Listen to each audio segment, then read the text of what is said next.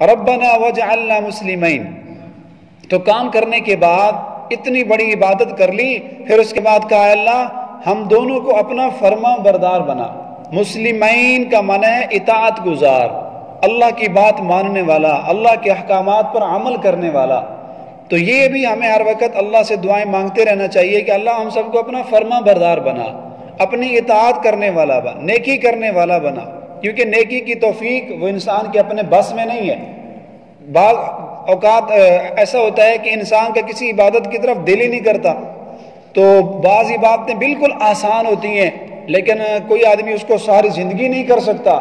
اب نماز پڑھنا، کئی ایسے لوگ ہیں سال مسجدوں تک نہیں آتے، کبھی انہوں نے مسجد میں قدم ہی نہیں رکھا۔ کوئی ایسے غافل لوگ بھی ہوتے ہیں جن کی عمر گزر گئی، قرآن مجید کو کبھی ہاتھ بھی نہیں لگایا، اور زندگی گزر گئی کبھی زکوٰۃ نہیں دی، زکوٰۃ ہضم کر جاتا ہے، کھا جاتا ہے۔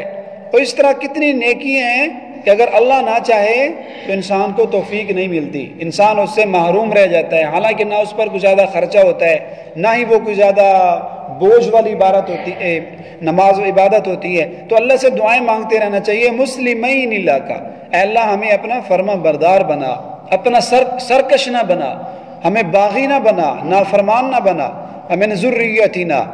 اور اپنے لیے بھی یہ حضرات نے دعا کی، اور ان دونوں نبیوں نے اپنی اولاد کے لیے بھی دعا کی کہ اللہ ہماری امت میں سے بھی، ہماری نسل میں سے بھی، ہماری جو آگے نسل آل اولاد ہوگی اس میں بھی ایک فرما بردار امت پیدا فرما۔